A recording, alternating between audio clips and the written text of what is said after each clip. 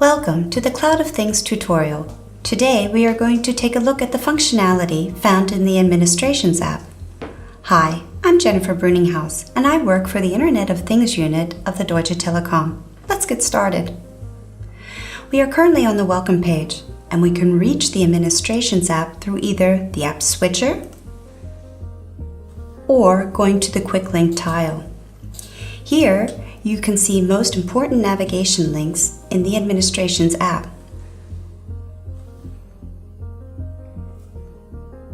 At a glance, there is an overview of your subscription information, both the capacity and optional subscribed apps, for the current and the last month. The following data can also be found here: the number of API requests, either device initiated or those requested through the application, the amount of memory that has been used, the total number of devices, and the total number of users in the portal, either active or inactive. Let's continue our exploration by looking at the menu in the navigation bar to the left. The first menu point is Accounts and Users. Here you can add and remove users, define roles, and assign rights. Those users with admin rights can add users to the portal. In the upper right-hand corner, click on Add User. Define the user's logon data and as well as their rights by assigning distinct roles to them. Users can also be deactivated or deleted in the Administration app.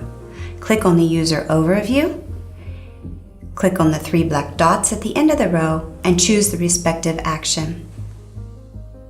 The Cloud of Things comes with standard, defined roles, but distinguishes between two main role types: global roles and inventory roles. Global roles define rights for all data in one tenant, whereas inventory roles define rights for groups of specific devices. Exactly which rights are behind each role can be found by clicking on Role. In the menu, a short description is given. You also have the opportunity to define new roles by clicking on Add Role. Existing roles can be modified by clicking on the three black dots and choosing the respective action. Sometimes it is necessary to track changes to the portal settings. Such tracking can be found under Audit Logs. Under the menu point Applications, you may add your individual applications by clicking on Own Applications. You will find these then later in the App Switcher and under Quick Links on the Welcome page. We continue in our navigator with the definition of real-time rules under Event Processing. The Cloud of Things allows for real-time data to be collected and applied to business logic. An application can be triggered by the collection of new data and compiled into a valuable information. As an example, the sounding of an alarm. When a limit has been met on a particular sensor, an email or device action can then be triggered. Alarm mapping is our next point. Here, the defined alarms on devices can be prioritized. Respectively, the sent text can be modified. The next menu point is Settings. Here, an admin can define settings that are valid for all users. Under Application, the admin can define the landing page. As a standard, this is the cockpit. However, the admin can choose from the other standard apps or their own apps. The access to the portal can also be modified through this mask. Be careful when making changes under Access Control. This is only meant for those with admin rights. If used incorrectly, you may lock yourself out of the platform.